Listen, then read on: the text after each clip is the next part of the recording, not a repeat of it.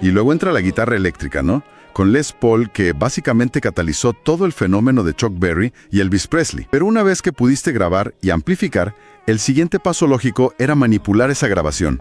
Hay una parte en los documentos sobre los años 60 que me encanta. Lo de The Beatles, me imagino. Sí, The Beatles y su productor George Martin. Ellos dejaron de usar el estudio nada más para grabar a 4 tipos tocando en vivo. Con canciones como Strawberry Fields Forever, convirtieron la mesa de mezclas en un instrumento. Claro, manipulando el hardware. Agarraban las cintas magnéticas y las cortaban mecánicamente, pegaban pedazos en diferentes tonalidades, alteraban las velocidades, estaban esculpiendo sonido, haciendo cosas que ningún humano podría tocar en un escenario. Y ese es el concepto clave aquí. La tecnología permitiendo lo biológicamente imposible.